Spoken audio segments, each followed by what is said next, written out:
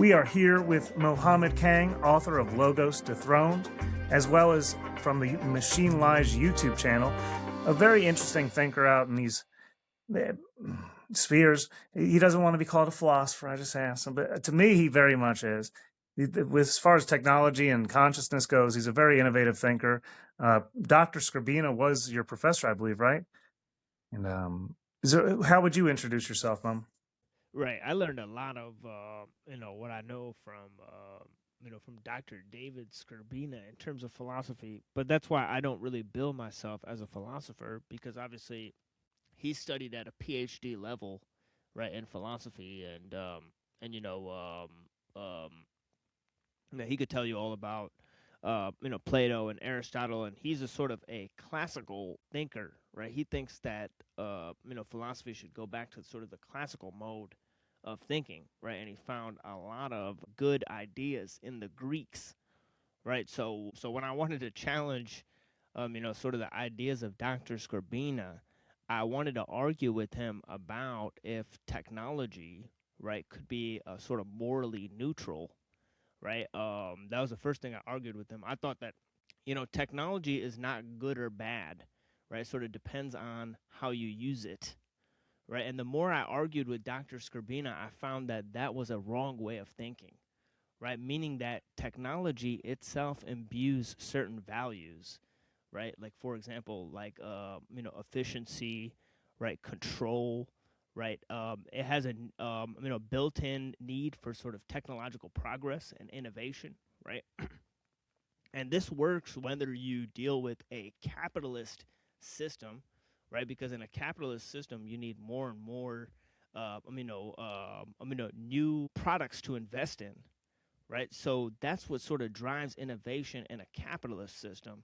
But within a sort of socialist, or a communist system, right? The technological scope becomes the central thing that sort of propels the state, right? So, as Stalin said, he said the only condition necessary to realize socialism is the creation of industrialism, right, or the industrial society, right? So we see that technology is sort of a force that drives politics and culture, so it's not morally neutral, right? It's sort of in the driver's seat, right? And the second thing I argued with him about, and I had a more successful, you know, ability to argue this was from a theological scope, right? That the Bible actually prized God's creation, that it didn't put God's creation as secondary. And so God wanted us to be sort of stewards of nature instead of use our reason to sort of subdue nature, right, through our technological innovations, right? So Skrbina thought that the Bible sort of promoted the sort of latter view, right? So I sort of disagreed with him. I said, no, actually, the Bible argues that the earth is God's creation and that we should respect God's creation and so on and so forth. So yeah. So through his between him and you, like you kind of lay out, like you called yourself a panpsychist the other day, and so in relationship to like technology, I've heard you say this before. I mean, not just AI being potentially consciousness, but all technology is a form of consciousness in a way. I've heard you lay that out before. Could you explain a bit about that? Yeah, I think that nature is creative, right? So I think obviously nature is God's creation and the technology that we make is man-made nature, right? So technology is sort of a second order of nature, right? That sort of dictates human needs, right? So what it does is idealizing its own values, right? Like how human society, right, or a city can govern the needs of the individual, right? So can technology determine the will and the desires and how a human functions in the world, and even determine his base means for survival, right? So technology actually dictates and controls a large aspect of our life, and this includes human society. When a civilization, creates ritualistic means, right? They create a level of where they rely on a certain level of social organization.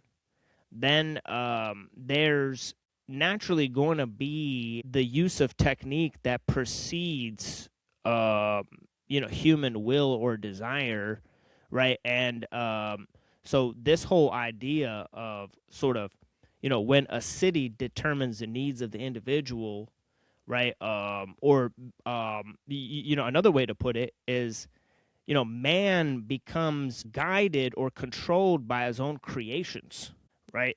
So our creative aspect has a will, right? Like, for example, as it says in I believe in Chronicles, right? To paraphrase, it says something like, "Our thoughts have imaginations of their own," right? So what we create creates, right? It's just that simple, right? Mm,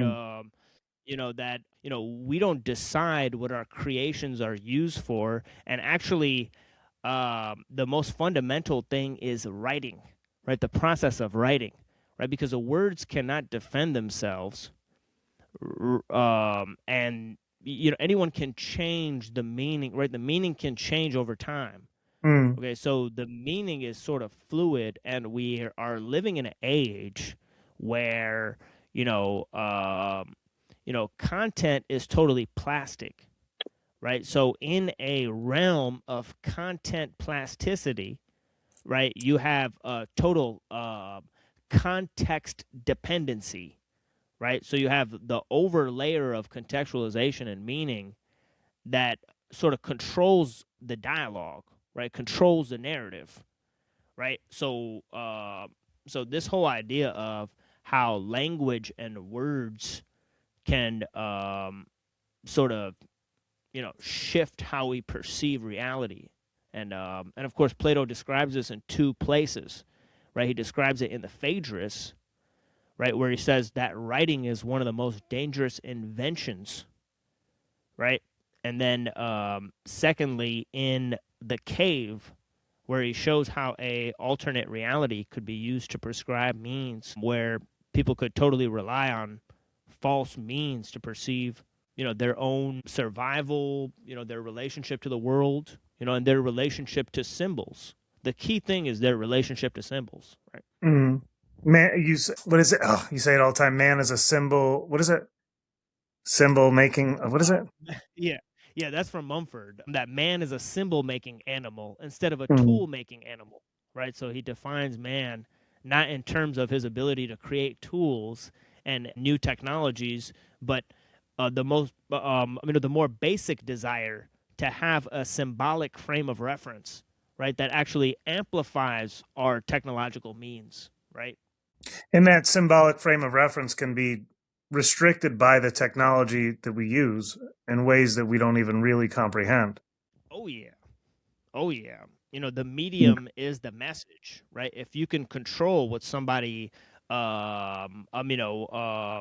sees and hears, you can control what they think and say. Who controls your eyeballs controls your brain, right? So yeah, absolutely. So you wrote Christ protagonist or logos dethroned, transforming the symbol of Roman power into Jewish salvation in the slander of the great and the prophet of God. And you're referring to Jesus Christ there, right? But you're Um, also I'm mm, mostly referring to the revolutionary or messianic movement of the Jews within Rome, right. and So who's the how prophet and of how. God there? I'm wondering. In Oh that, yeah, that is definitely Jesus, right? right. Yeah. Oh, so but it's an interesting language for like because you're Muslim. So like, but you so Jesus is a prophet of God to you. is what you're arguing here. Oh yeah, absolutely, absolutely. Yeah, one of the main prophets. Actually, the Messiah, right? So that sort of proves Christianity to be true and Judaism to be false to a certain degree, right? But then on another end, right, there's the whole sort of dialectic that's imposed, right, between the idea of Jewish messianism, right, or the Jewish eschatology, right, the Roman state or the Roman system of of governance, right, and also the Greek metaphysics that were used to subsequently prove, right, some of the ideas of the Alexandrian Jews, right. So this was a special class within Roman society, right? And one of the key things that they did was they combined sort of Greek and Jewish learning, right? So when the Apostle Paul came along, right? See, he's the apostle to the Gentiles, right? So he speaks to the Greeks, right? So in his mission, right, to the Gentiles, he sort of led the transition not only from this idea where the Jews were sort of this sort of second class within Rome, right, to then being this sort of idea of Jewish eschatology was amplified, right, Mm, by the by the Pauline idea that led to the decline of Rome, but also to the spread of Christianity to Europe, because the Gentiles that Paul was preaching to were actually the Europeans. So just as Christianity unified the European sort of tribes, right, Islam unified the Arab tribes, right? mm, So there's this big so I talk about this huge culmination of events where sort of Islam and Christianity, but mainly Christianity, ruled Europe for sort of 1500 years, and how the transition from Christianity to the secular society owed much more to the classical Greek civilization, right, than to the Christian ideals, mm, right? The Christian ideals. So I talk in one end how Christianity, and different ideas about Paul, right, the apostle, right? Because when you look at the historical references to Paul, it could get really strange. mm, Okay, like for example, there's different Christian sects who will, tell you different ideas about, Paul the apostle, and I do a sort of exegesis of the Pauline epistles. The Pauline epistles is the main work that combines Jewish eschatology and the Greek ideas, because he's writing in Greek, right? And he's writing in a rhetorical style that is pretty much unmatched in history, right? mm, Where he's sort of talking about the spirit and the flesh in a highly organized way to point at the um, values that are mentioned in the Old Testament, right, and interpret those sort of values, right, in terms of sin and salvation, and of course, what he comes up with has an extreme effect on the development of the Europeans, right? mm. And that still carries forth to this day, right? Like we still see the same dynamics coming forth from this to this day. I mean, where I don't know how far you want to get into it, but we got war taking off again, all because the way these ideas carry forth. Because you would argue perhaps that religion is a technology, right? The form of technology. Yeah, yeah, I think sort of as I said earlier, nature is a God-made technology, right? And the technology we make is remade nature, right? So Hmm. so So yeah, I'm sort of convinced that maybe technology is a term because what isn't made, right? Nothing's by accident. I truly believe that, right? I truly believe everything is part of some sort of craft that's going on, right? Mhm.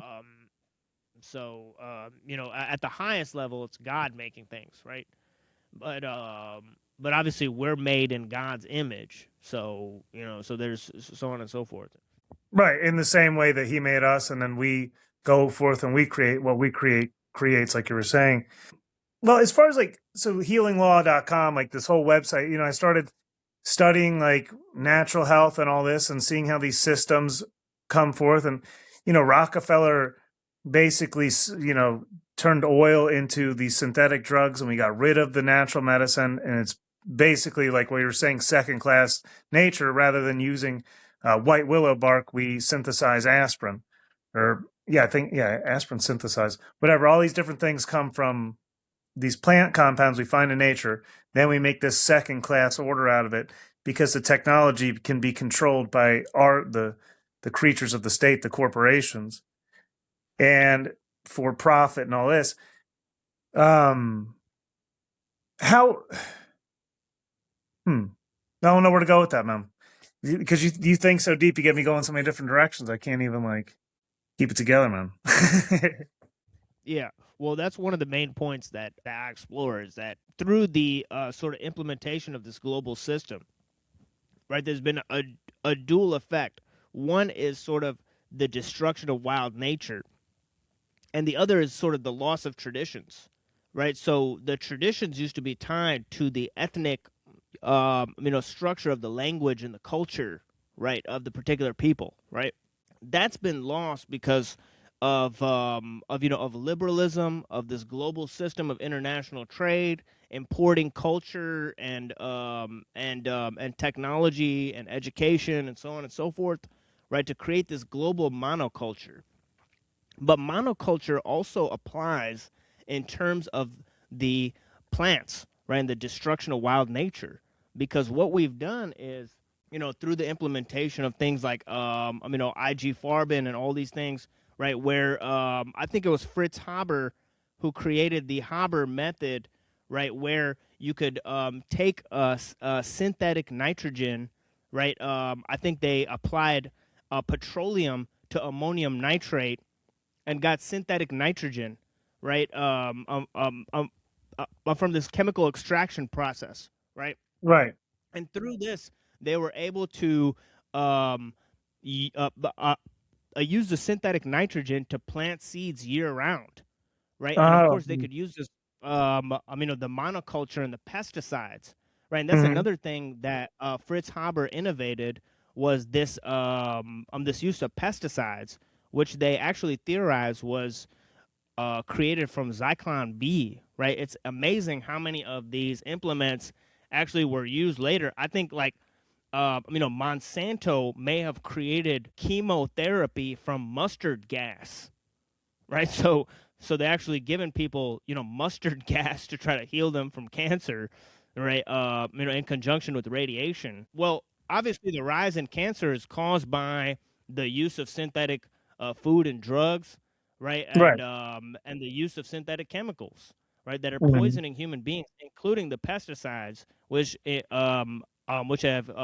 huge endocrine disrupting chemicals, and of course the nitrogen seeps into the water system and causes dead zones in the water where you have huge fish die-offs because of the nitrogen in the water Algae taking out the blooms and all oxygen that. in the Yeah. water. Yeah, Yeah. creating the algae blooms.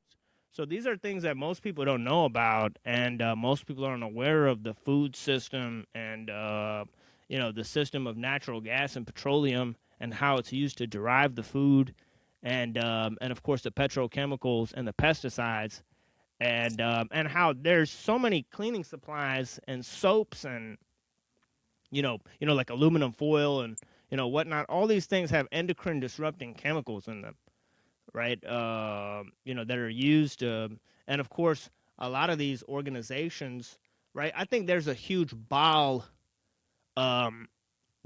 system in play, right? And by Baal, I mean that they want to use fertility rights for to control the weather and poison people through the use of food, right? That's Baal, right? Because Baal, the sacrifices to Baal were used to control the weather, right? So the fertility cult was linked to the soil and the food, right? So they're using the food to poison people to control the population so they can control the weather.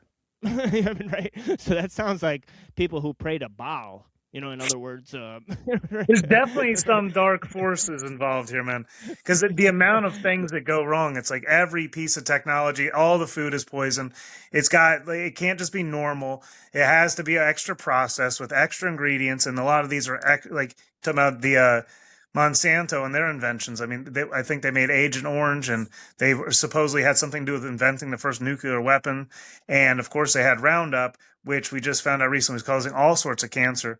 That being said, I gotta monetize this thing. Is how I do it. This podcast is sponsored by American Grit Fulvic. You can learn more at OperationAmericanGrit.com.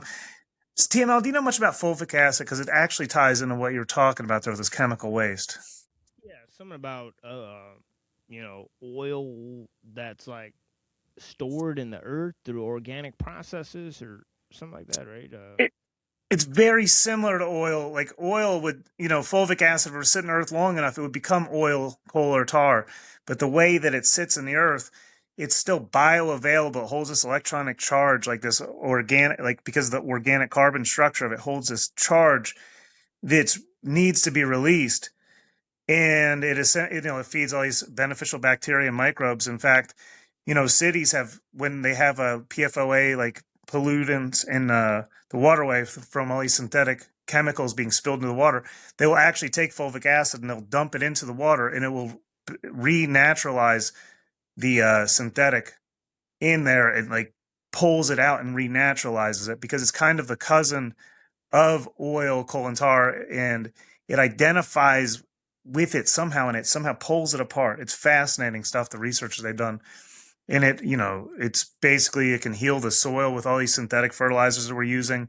They've killed all the little microbes and stuff, and the soil is basically dead and not active. But fulvic acid is present in everything, really, like everything that's living organically. It's like this background nutrient that exchanges information, much like mycelium would, in a different way.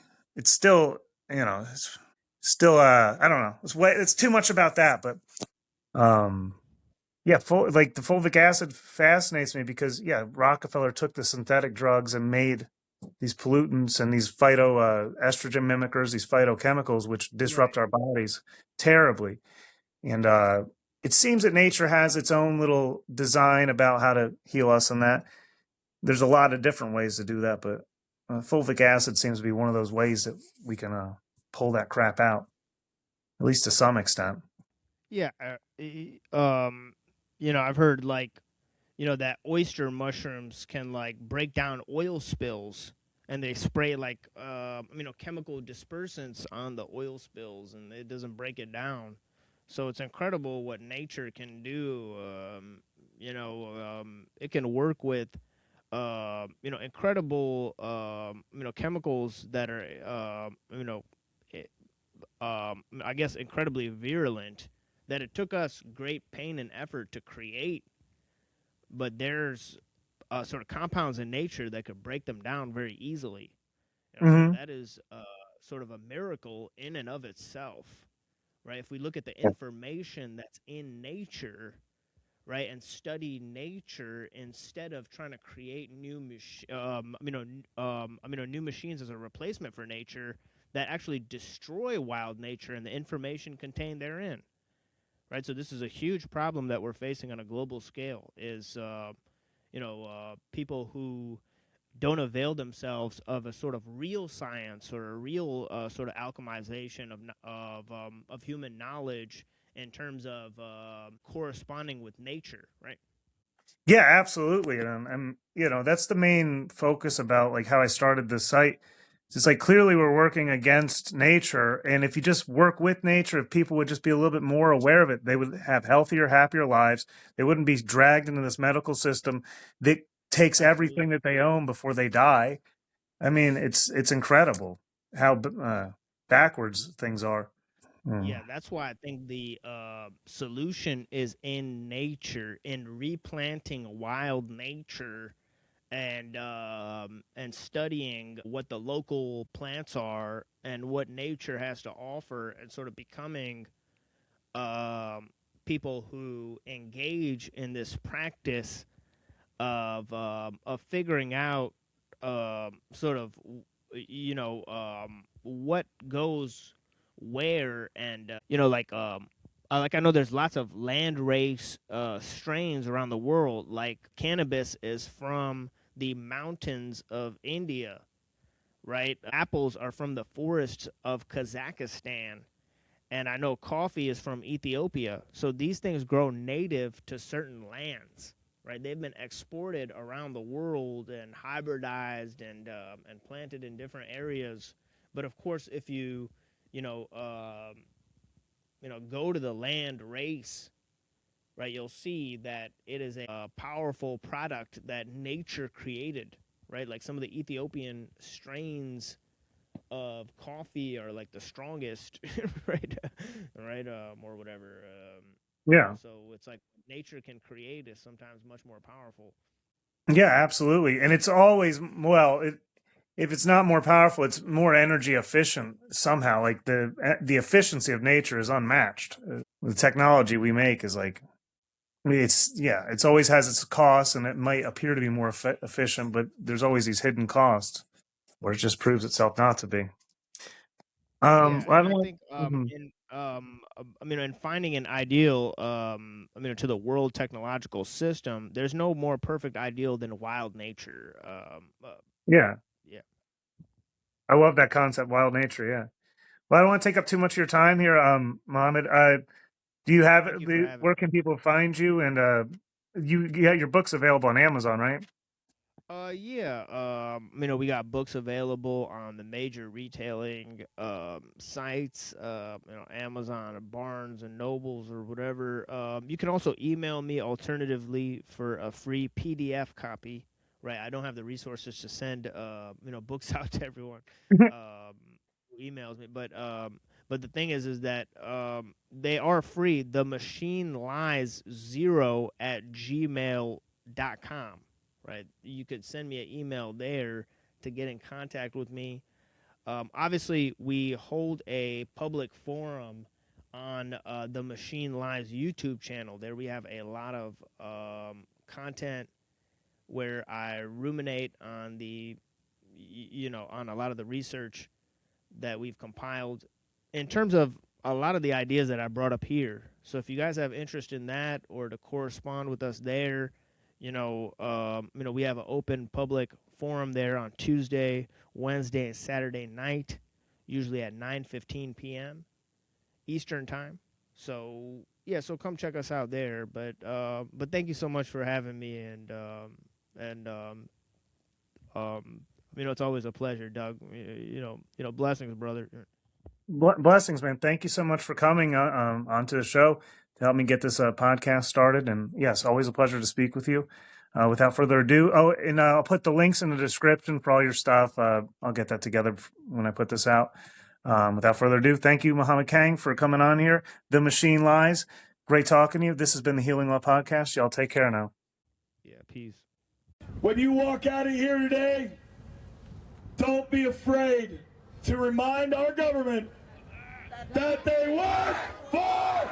You must leave the area immediately. If you refuse to leave the area, you will be arrested for North Carolina General Statute. Under North Carolina General Statute, but the fact of the matter is, it is not okay what you are doing, and the people are not intimidated. If you have a good sheriff, however, they can stand in the gap. You've got to be subject to the law, whether you have on blue jeans or blue uniforms. What is right is right is right. I don't give a damn what it is. Because guess what? I'm ready to go to jail and die about it. Think globally, act locally. We need to understand what the global agenda is, but we need to act locally to counter it. And we need to do it in a way that occupies peace. We need to do it in a way that is going to make connections with each other locally so that we see each other as human beings. I'm going to leave you with 3 simple words: dignity and community. And a lot of people were seeing politics at that time, but I was seeing revival. Yes, sir. Revival was coming through the realm of politics. Amen. And that momentum and that movement is still in our country. Yes, sir. We just need to find avenues to harness it and Yes. where it manifests itself. Fan that again. flame. So we're you know, the move of God is strong in our nation today. The Word of God teaches us in the book of Psalms. It says that if I had wings like a dove, then I would fly away and be at rest. It's released representing the soul of Andrew. To get this into the public eye, we're trying to win this war, and we can't do it without your help. And services. Nope. Means and services. Nope.